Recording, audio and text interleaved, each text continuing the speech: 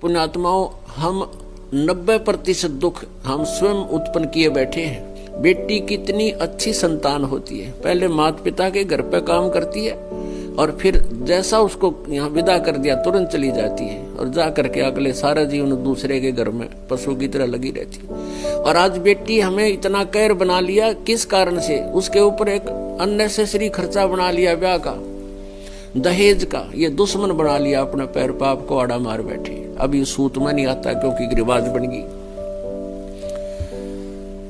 और जिस कारण से बेटियों की मृत्यु गर्भ में करने लग गए, देख कैसे पापी बन गए हम। तो हम विवाह शादी में खर्च करते हैं, ये भी हमारी नालायकी है। अब जैसे हम यहाँ ड्रामाबाजी करते हैं विवाह के समय, कोई डीजे बजाता है, कोई बैंड बाजे बजाता है, डांस करते हैं, उद्मस्तार देते हैं।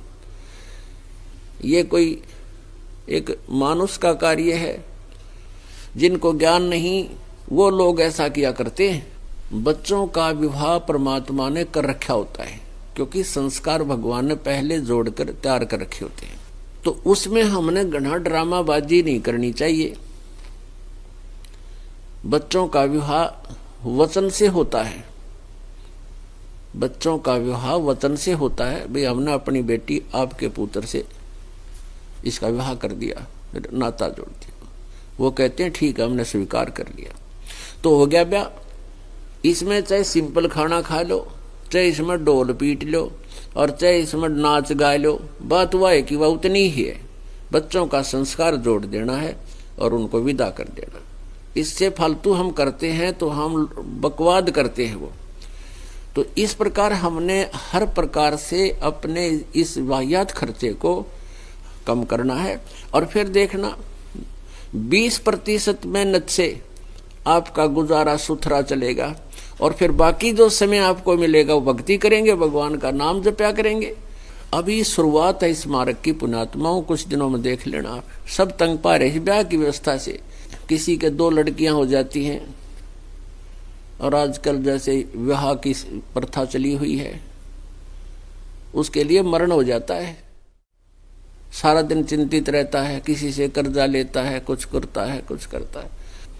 तो धीरे धीरे अब ये समाज में सुधार आएगा, सच्चाई से परिचित होंगे, हमारी संख्या भक्तों की बढ़ती चली जाएगी। तो फिर अभी तो समाज में विरोध बन जाता है, क्योंकि जैसे भगत की लड़की है, भगत से शादी करनी पड़ जाती है, तो उनके रिवाजें, उनके सारे वही सांग होते हैं। लेकिन भगत को चाहिए कि पहले खोल कर दे कि अकेली लड़की है मेरे पास, ना कोई दहेज दूंगा।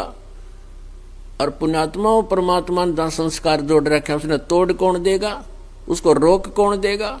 हम डर जाते हैं, घबरा जाते हैं कि बेटी का ब्याह ना हो। ये भूल कर ना सोचना। फिर देखना परमात्मा की लीला कैसी करते हैं वो अपने, फिर वो परमात्मा साथ देंगे आपका जब आप उसका नियम पालन करोगे।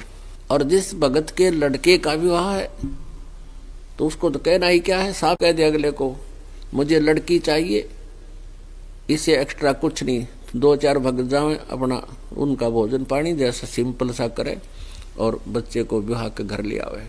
इस तरह आप सुधार लाओ, अपने आप में भी सुधार करो, समाज में भी फर्क पड़ेगा धीरे धीरे। और जब आपका ये सारा जो है ना व्यवस्था बदल जाएगी, फिर देखना कितना हल्का फुल्का महसूस करोगे। पुण्यात्माओं, जब तक हम भगवान पर विश्वास नहीं करेंगे, हम दूसरे के धन को चाहते हैं, जैसे विवाह में दहेज में, तो वो पैसा आपके पास नहीं रहेगा, वो किसी और कारण से कहीं, जैसे बेटी वाला दुखी हो करके, वो तो आत्मा, देखो सबके पास धन नहीं है और एक रिवाज बन गई अब इस तरह का, ऐसा करना वैसा करना, तो उसकी आत्मा बहुत दुख पाती है और वो फिर देना भी पड़ता है, क्योंकि बेटी को पराई करना है। तो वो दिया हुआ धन अगले को कभी नहीं रास आता, लेकिन हम अंधे होकर घसीट रहे हैं इसको। तो इस प्रकार हमने पाप से भी बचना है, अपने ऊपर किसी का कर्जा नहीं होने देना, क्योंकि हमने मोक्ष चाहिए। तो मोक्ष के लिए हमने यहाँ से हर प्रकार से अपना बोझ हल्का करना है, पापों से डरना है और परमात्मा का सत्य सुमरण करना है।